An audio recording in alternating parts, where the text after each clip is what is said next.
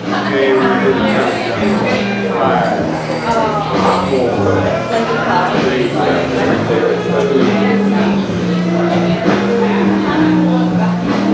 Okay, here we go. Here we are with another edition of Live from the Heartland Radio, brought to you from the stage at the Heartland Cafe every Saturday morning from 9 to 10 on WLUW 88.7, Loyola University's community radio station. And I am Michael James, I'm the host of this morning's edition of Live from the Heartland. And I have three wonderful guests this morning. I'm going to have Mark Kastel of the Cornucopia Institute, a Professional Farm Policy Research Group. And he'll be coming up second. I'm going to have Jeff Beggars. He wrote in the Sierra Madre and the United States of Appalachia, how Southern Mountaineers brought independence, culture, and enlightenment to America. We'll be talking about Illinois coal, and we're going to start off with my friend Matthew Filipowicz, a Huffington Post blogger, a cartoonist and satirist.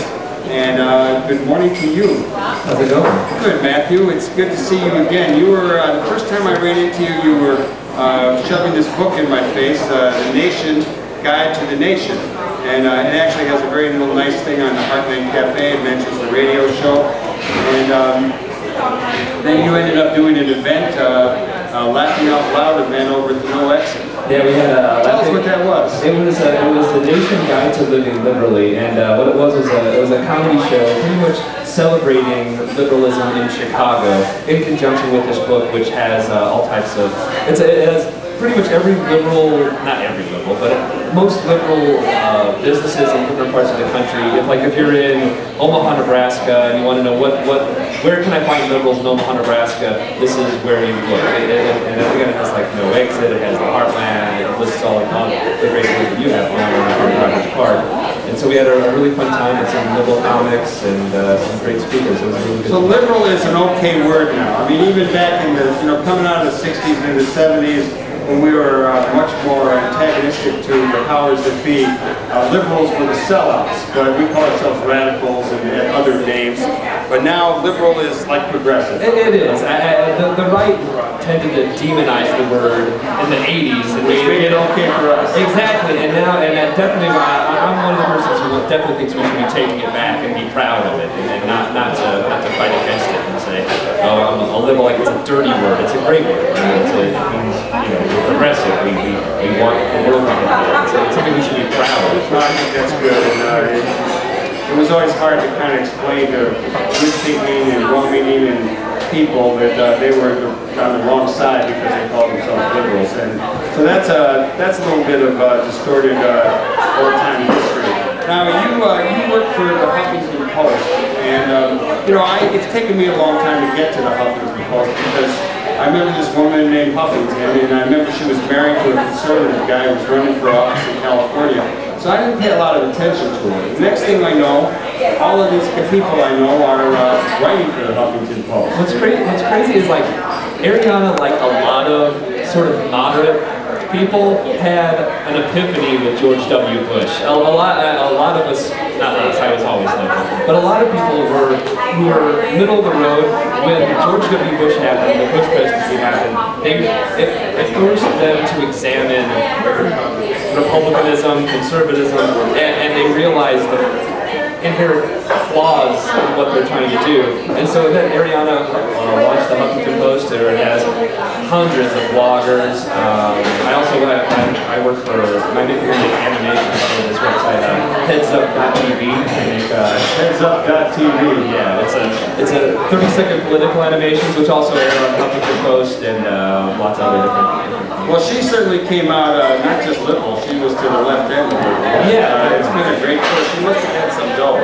Oh yeah, she's pretty wealthy, from what I understand. I I'm not in the higher echelons of the Huffington Post, but I think she's doing okay. Did you get involved with the Huffington Post before they opened a Chicago branch, or you got involved when they did the Chicago branch? They happened right around the time the Chicago branch started. And most of my stuff on the Huffington Post tends to do with the more national stuff. I tend to focus more on both my cartoons and my blogs, more on like national news and national politics. I actually met Ariana at I was at a media reform conference in Minnesota, and that's where I met her. It used to be a little big. It's coming back. Well, Frank is going to be senator pretty soon, as long as pretty soon North Poland will hopefully give up and let Frank get in. But I met her there, and then that's when we started actually putting our stuff, not just on our own site, but on Huffington as well. Well, what do you actually, you do cartoons? What's the theme of your cartoons? And I'll ask you now. It's pretty much, you know, making fun of politicians and media personalities. You know, pretty much any writing does that. And I'm very liberal, so my cartoons do tend to skew towards attacking right-wing people, but also when Democrats don't tend to act like they should, like when Obama does something like refuses to release the torture photos, I'll gladly, not gladly, with sadness I'll go after, because I'd much rather he do what's right. But then again, that's kind of what the thing about this, like the event we're having tonight down at No Exit. We'll get to that. But again, like how progressives can hold Democrats accountable and keep them on fire. Well, that's really important. I think that's sort of the theme of today's show, is that we tend to, as regular listeners to Live from the Heartland know, we've been very happy. We talk about we're in the first year of the Obama presidency, but on a number of issues, whether he knows some things we don't, or whether they really have his arm twisted, there's a number of things, whether it be coal, whether it be organic farming, and in this case, the Guantanamo. I mean, like, you know, he's got to be pushed. He definitely has to be pushed. I mean, like, you know, he did announce that he's closing Guantanamo, but then it just came out yesterday that he's going to be bringing back the tribunals, which is horrible. But he's also, at the same time where he's closing Guantanamo, Bagram prison in Afghanistan is still open, and they're arguing the same that the prisoners in Bagram don't have the rights, like the same way they treat the Guantanamo prisoners, the people in Bagram. So it's pretty much,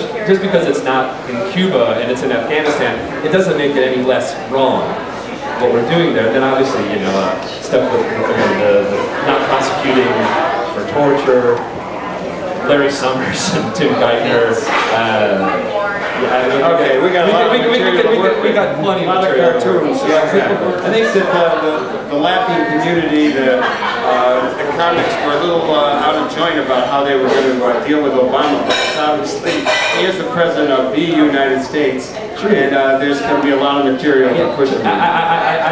Personally, I'd much rather him do right, then I can just pretty much just focus on the righties and like the leader of the Republican Party, Rush Limbaugh. I'd much rather go after their leader than have to go after Democrats. So I need them to start doing what's right, so then I can go back to what I like doing, which is beating down Republicans.